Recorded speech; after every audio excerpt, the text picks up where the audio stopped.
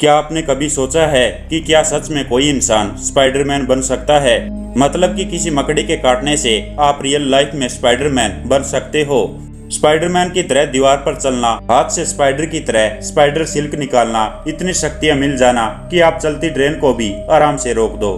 क्या ये सब सच में पॉसिबल है? तो मैं कहूँगा जी हाँ दोस्तों, बिल्कुल पॉसिबल है। लेकिन जैसा मूवीज में दिखाया जाता है वैसा नहीं।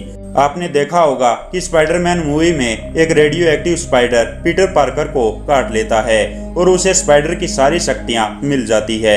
तो दोस्तों, इस तरह से स्पाइडरमैन बनना बिल्कुल भी पॉसिबल नहीं है।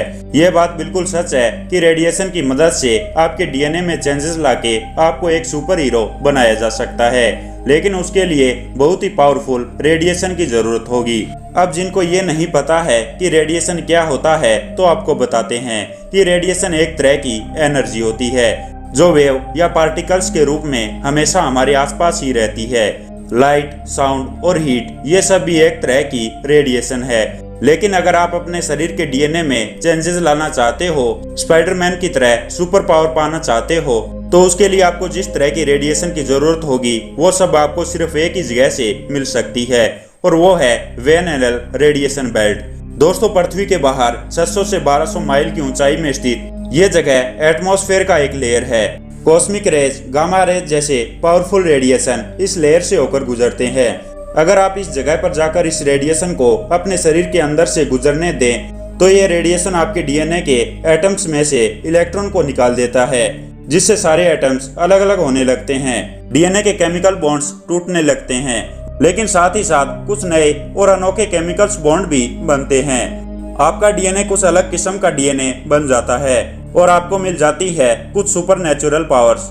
लेकिन दिक्कत की बात यह है कि अगर आपका डीएनए बाकी के सारे इंसानों से अलग हो जाता है, तो वो सेल जिसमें वो डीएनए मौजूद है वो एक तरह से सुसाइड कर लेता है।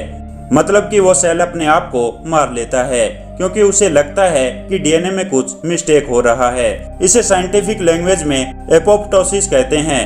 और जब एपोप्टोसिस बिना किसी कारण के ज्यादा मात्रा में होने लगता है, तो उसे हम कैंसर कहते हैं। इसका मतलब है कि रेडिएशन से आपको कैंसर भी हो सकता है।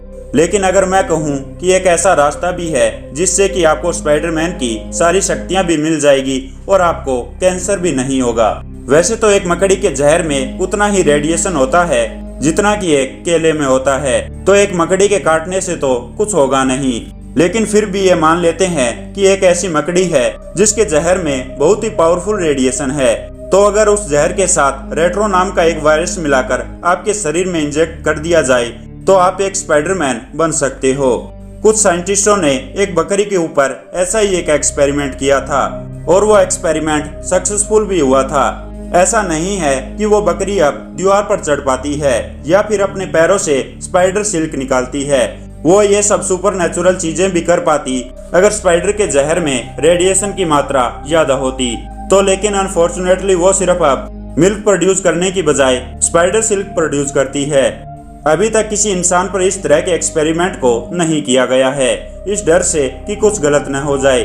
हो सकता है कि फ्यूचर में आपको सच में स्पाइडरमैन देखने को मिल जाए, और हो सकता है कि आप भी एक स्पाइडरमैन बन जाओ। एक और टेक्नोलॉजी है जो फ्यूचर में किसी भी इंसान को स्पाइडरमैन बना सकता है, CRISPR नाम की टेक्नोलॉजी। इसका यूज करके CAS9 नाम की प्रोटीन की मदद से साइंटिस्ट कोशिश कर रहे हैं कि किसी भी जीव के डीएनए को कॉपी करके किसी दूसरे जीव में डालकर एक नए प्रकार का जीव बनाया जाए।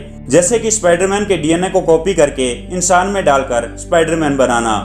अगर ये कोशिश कामयाब हो गई तो फ्यूचर में इंसानों को स्पाइडरमैन बनने से कोई नहीं रोक सकता। तो दोस्तों, आज की वीडियो में बस इतना ही। हमारी जानकारी आपको कैसी लगी कमेंट सेक्शन में ज़रूर बताएं, और ऐसी इंटरेस्टिंग वीडियोस के लिए हमारे यूट्यूब चैनल डेली डोज पीके को सब्सक्राइब करें।